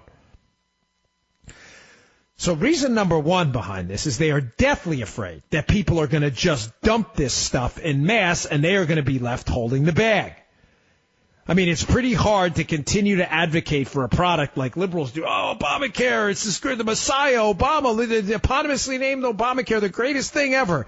It's kind of hard to advocate how wonderful this is, Obamacare, in a public forum, what we would call politics, when people dump it in droves when you don't penalize it. So that's reason number one. Reason number two, though, is a little more intricate. The Obamacare individual mandate is by pulling the individual mandate, the government saves money. The government would save money because a lot of these subsidies that they would be paying people to buy overinflated crap insurance they don't want, a lot of these subsidies wouldn't be paid. Those savings in the government budget can be used by Republicans up on Capitol Hill in the Senate and on the House side to buy down the rates in the tax cut plan as well. So for us, getting rid of the individual mandate is a good, positive double whammy. Number one, you don't force people to buy crap insurance they don't want. And number two, you buy down the tax rates because now you have more money to play with in the budget. This is a win-win. But on the other side of the break, I'm going to explain to you how this is really screwing over poor people, and amazingly how liberals still celebrate it, like I just said. I'm Dan Bongino, at DBongino on Twitter. In for Mark Levin. We'll be right back.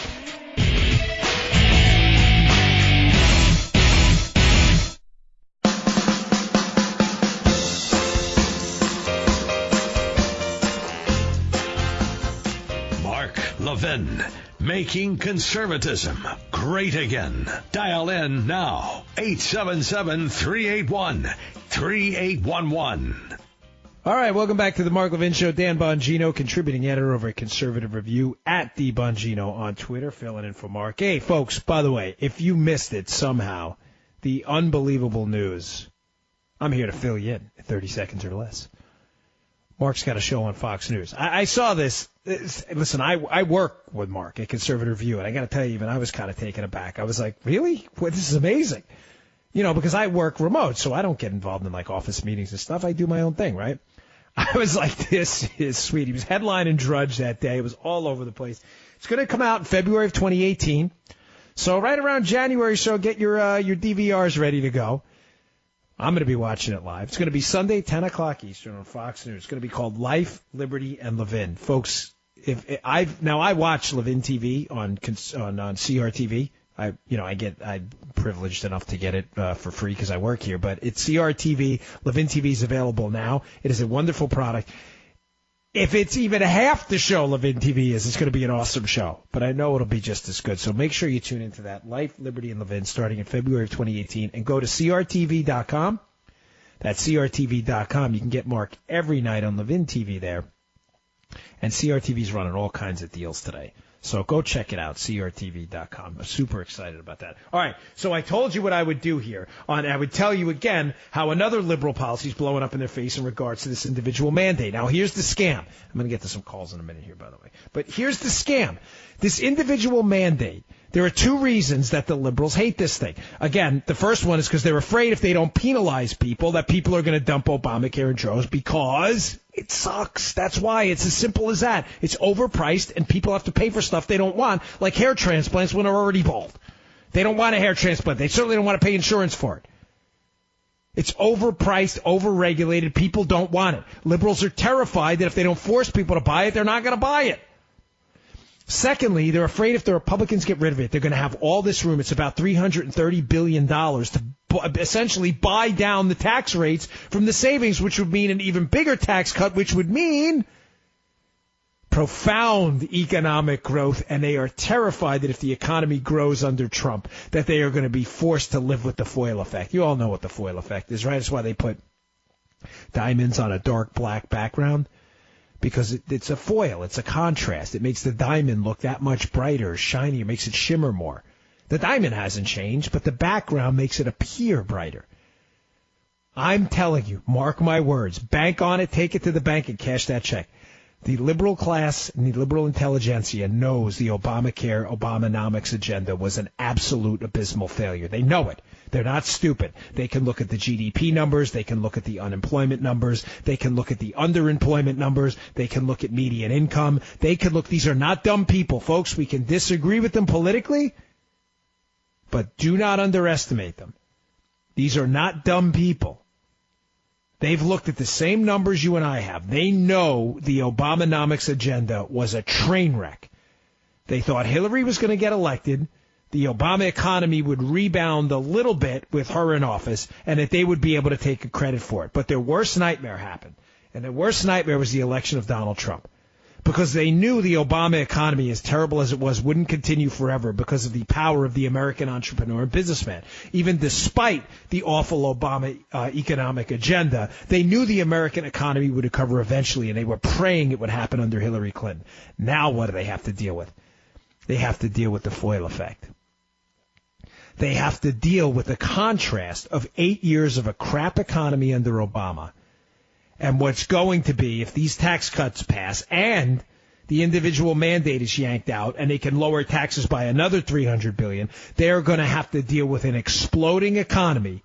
And they're going to have to deal with telling their kids forever that what happened in the Reagan years and all that, they're going to have to deal with that same thing again, where under 4 years of malaise under Jimmy Carter, everybody saw this exploding economy under Reagan, and he was reelected in one of the biggest landslides in U.S. history. Liberals are terrified that's going to happen again because they know their policies are garbage, that liberalism is a bumper sticker, that it doesn't mean anything, and that their economic agenda is complete garbage. They know this.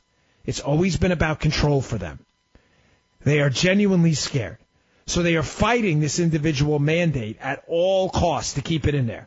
So people will be forced to buy Obamacare, and the Republicans won't have more room to maneuver on taxes, which may in turn hurt the economic growth, which they don't want under Trump. They want economic growth to stay terrible so they can say, oh, look, it wasn't just Obama. Trump did it too. Now, here's the kicker with this individual mandate. Here's the scam, because there's always a scam. This penalty for not buying Obamacare is paid for by the poor and the middle class. This isn't paid by rich people. This penalty is paid by poor folks and middle class people. Again, here are numbers, folks, so liberals, you may want to put some cotton in your ears. I know you have a problem with facts and data. You've generally been immune to that kind of stuff through your vaccinations against facts and data when you were young children, which amuses me that happens. But here are some numbers here. This penalty, the Obamacare tax for not having Obamacare, is paid by low-income individuals. Roughly 79% of households paid the tax, the Obamacare penalty. This is up from a piece in the Wall Street Journal. Had annual incomes of less than $50,000. Again, this is not funny, folks. It's just another example of a misguided liberal fairy tale. Individual mandate, the individual responsibility payments. This is going to make sure that people don't game the system. Who, poor people that can't afford your overpriced insurance crap? 79% of households that paid the tax had annual incomes of less than $50K. Here's where it gets even worse. 90% that paid this tax, the Obamacare tax, had incomes less than $75,000. Those are IRS numbers, by the way, because I know liberals have they'll think we made this up. They have a tough time with reality. Those are the IRS's own numbers. You're being scammed. You're being totally screwed over. It is poor people that are being, and middle class folks, to be fair. But this is not affecting the rich. Less than 10% of the people paying the tax are what we would call even remotely rich, $75,000 and up, which is questionably rich at best. Another effort. You know, there's a big difference between misfeasance and malfeasance, right? For those of you out there who aren't familiar with the terms, like misfeasance would be, as I've used this example on this show before, would be like if an old lady walking down the street in front of you falls and you don't help her up, right? That's pretty crappy. That's a pretty terrible thing to do. You walk right by her. That'd be an example kind of like misfeasance, right? But that's not what liberalism is. It's not that liberalism doesn't help you. Liberalism is malfeasance. It's the equivalent of that older woman in front of you falls on the concrete. It's not that you walk by her and ignore her. She goes to get up and you deck her in the face. That's malfeasance. That's a negative action you've taken against someone else. The level of moral depravity to do that is sick. That's what liberalism is. That's why it bothers me so much. That's why I enjoy doing this show and out there evangelizing the conservative cause whenever I can. Because it's really a war, an ideological war against liberals who are engaging in active malfeasance against people. I told you in the last segment, if you missed it, go back and listen on the podcast if you missed it, Mark's podcast. I talked about how the readmission policy under Obamacare is probably killing people. Thousands of people a year. Now I talk about how this penalty is actively hurting people. The people who are paying it are not rich people. It's people who can't afford the product you're making them buy under penalty of law using the force of the IRS. What part of this are you missing? Oh, man. Now you see why folks like Mark and me and other conservative folks out there, the crew at Conservative Review, Dan Horowitz and Chris and all those folks, why we're out there every day. I mean, it's frustrating, folks. And I mean, can I be candid with you for a minute? It's hard to do this. You will be generally accepted as kind of a cool cat if you buy into liberal. That's me clicking a pen in the background. You're never supposed to do that on it. Imagine how annoying that would be, me on the air going, you'd want to kill someone. Being a liberal, you will generally be accepted as a pretty cool cat in Hollywood, the entertainment community, the media community, and academia. All you have to do is parrot the lines. Yeah, tax the rich, or healthcare's a right. What are the other ones? Pay your fair share. I mean, it's all the war on women. Like I say, liberalism's a bumper sticker. Coexist. I love that one when I see that. I would love to coexist. If the Islamo radicals would stop killing us, I would love to coexist. Believe me, that would be wonderful. But it's a bumper sticker. It's crap. It's garbage. It's nonsense. It doesn't really mean anything. It's a washed up fallacy, all of it. And it's difficult to get up every day and have to fight this stuff. Because the easiest way out, the most cowardly thing you can do, is to fall into the trap and saying, you know what, I forfeit. I understand that even me in conservative commentary, I would be accepted by the intellectual elites if I would just acquiesce and say, oh, you know what, well, taxes, screw those rich people, they're terrible. I refuse to do that, and you shouldn't either. Go out there and do the homework, and you'll find out, ladies and gentlemen, that we are right. We are on the right side of this. We are on the right side of the tax debate. We are on the right side of the Obamacare debate, the health care debate. We are on the right side of the school choice education debate. We are on the right side of these social issues. We are right. Fight back, man. I know you got it in you. I know most of you do. I see you out there on social media all day fighting a good fight. I know it's tough. But we were all put here to sacrifice. I happen to be a Christian, and the value of sacrifice is taught to me at a young age, man. Get in the fight. Get dirty a little bit. All right, let me take a call here. Squeeze one in. Let's go to Philip in New Mexico. Philip, what do you got for us? Hey, Dan. How's it going, buddy? It's going pretty good. How's it going with you out there in New Mexico? Oh, not too bad. Hey, first off, I'd like to start off by saying God bless you, your family, Mark Levin, Sean Hannity, Rush Limbaugh, everybody at Fox News, and everybody at InfoWars. First, I'd like to say that you were talking about the taxes and how, who wants to pay more. It's kind of like the girl selling 5-cent lemonade at a lemonade stand, and some big fat cat guy comes up and says, hey, sell that for $3. Oh, okay, yeah, okay, I got to sell it for $3, okay. And then the guy's stuffing it in his, pockets, and he's holding a sign saying, don't mind the bills falling out of my wallet, and a big sign that says, government. It's pretty sad how these people actually believe that government actually saves the people. Last I checked, taxes were one of the big things that brought revolution, into America and, getting away from Britain. But, and another thing that I have a problem with is you've got Mitch McConnell and everybody complains about him and Paul Ryan and all these other cats that have been up there for, eons. I think there's an age after the Jurassic Age for these people. And yet the people in Kentucky and all these other states, in my state too, New Mexico, they vote these people in, and they just keep voting them in. They just keep catering to the swamp. And I'm like, what are these people doing? No, Philip, you're right. I get it. But let me just, from my perspective, having run for office before, I've been in this fight. I ran 3 times. I didn't win. We came close one time. We lost by 1 point. It was a really devastating race for me. It still to this day hurts even thinking about it.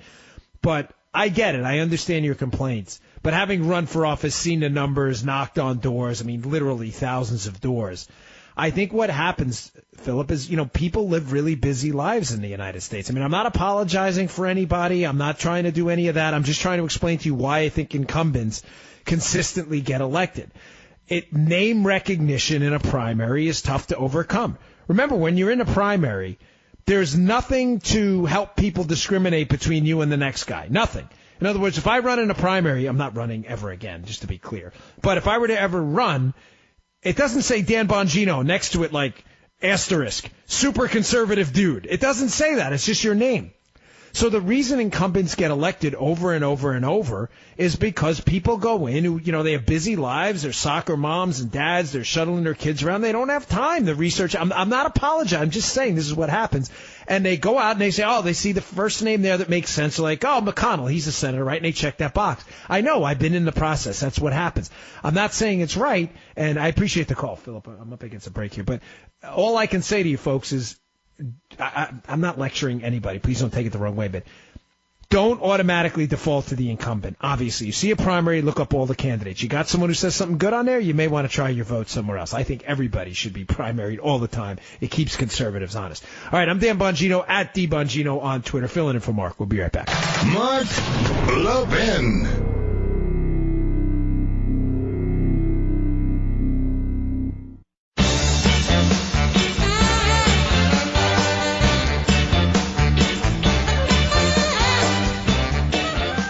All right, welcome back to the Mark Levin Show. Dan Bongino, at DBongino on Twitter, filling in for Mark. Hey, folks, I really appreciate you all tuning into the show and all your feedback on Twitter. It does mean a lot to me. I enjoy being here. It's a great honor, Mr. Producer, Mr. Call Screener. Thanks for another great job tonight, and Mark for allowing me to sit in. And I just wanted to leave you tonight with a final thought I haven't got to, which may surprise many of you who know me and follow me on social media and were tuning in tonight expecting maybe a bit of a different show. I say that because I've been on the receiving end of a ton of negative social media traffic from the Clinton machine over the past 36 hours because I did a hit on Fox, an appearance on Fox News, and said clearly that during my time working there that she was a deceptive and manipulative person. I worked with her during my time in the Secret Service, and I feel like I owe you a bit of an explanation. I want you to understand, folks, that I completely get why many of you who know me and follow me, and some of you who just heard of me for the first time tonight, would say, well, isn't there a certain omerta there? Yes, you'd be right. We do call it the Secret Service for a reason. But the reason I chose to speak out, and I've been intentionally cryptic about some of the information, folks, that I know and has been given to me, is one, I don't want to get anybody else hurt. I don't mean physically hurt. I'm not trying to be dramatic. I mean hurt like their careers and things like that. These are people who've shared things with me in confidence, and I'm not going to break their word. So some of it's not my information to share, even though I know what it is. But secondly, because I served in the Secret Service for 12 years, I think the Clintons are under the impression somehow that because you worked with them or for them at some point in some capacity, Secret Service or otherwise, that somehow you're obligated somehow to cover for all of their misdeeds all the time. Folks, no. That is not the way a constitutional republic works. There's no one out there that's above the law. No, we don't report in the Secret Service on them picking their nose or something like that, but we are under no obligation whatsoever, me or anyone else, to cover up your misdeeds and potential corruption out there. And the fact that I know stuff, I'm sorry that bothers. They've been on a roll, by the way. If you don't follow me on Twitter, you don't have to, but you can look on Twitter and you'll see what I'm talking about. The Clinton machine has been after me for 36 straight hours, which hey, listen, I was born for the fight, man. I'm good. I'm game. Don't worry about me. But they do it because they protect their own, and they got to protect the crown at all costs. So I didn't explain that during the show. I know some of you tweeted me and wondering why I hadn't addressed it. It's because I didn't want to give the Clinton camp any more publicity than they need. But I owe you that much. Hey, thank you very much for all the feedback. If you want to follow me again on Twitter, I'm at DBongino. I am Dan Bongino, the verified page on Facebook. There are a bunch of fake pages out there, unfortunately. And I'm sure I will be back with you soon. Thanks to Mark and thanks for the crew for another great time on the radio. I appreciate it.